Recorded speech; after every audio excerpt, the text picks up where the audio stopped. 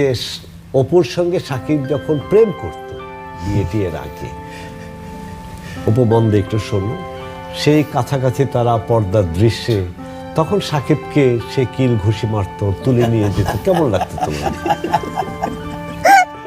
আসলে এটা যেহেতু সিনেমা, সো আমি তো জানতামই, এবং আজকে শাকিব খানও এটা বলবে, আজকে শাকিব হয়তো যুক্ত হলে বা থাকলে ভালো লাগতো।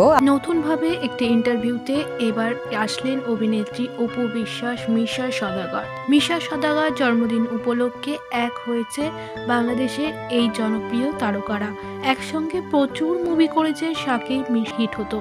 তবে সময় বদলেছে, পরিস্থিতি বদলেছে, দর্শকদের টেস্টও বদলেছে। এখন অপু বিশ্বাসকে সেভাবে মুভি করতে দেখা যায় না, তবে তার জনপ্রিয়তা এখনও তিনি ধরে রেখেছে। অপু বিশ্বাস নিজের জীবনের কিছু কথা বলতে গিয়ে বলে ফেলে, সাকিব যদি আজ এখানে থাকতো তাহলে খুবই ভালো লাগতো।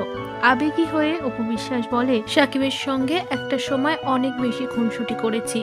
আমরা খাওয়া নিয়ে চ্যালেঞ্জ করতাম এবং কে বেশি খেতে পারতো সেটাও দেখতাম। মিশা সওদাগর ও শাকিব খানের সঙ্গে নাকি খাওয়ার রেস হতো, আর যেটা এনজয় করতো বসে বসে অপু বিশ্বাস। এই ইন্টারভিউতে তাকে পুরনো স্মৃতিতে ভাসতে দেখা যায়।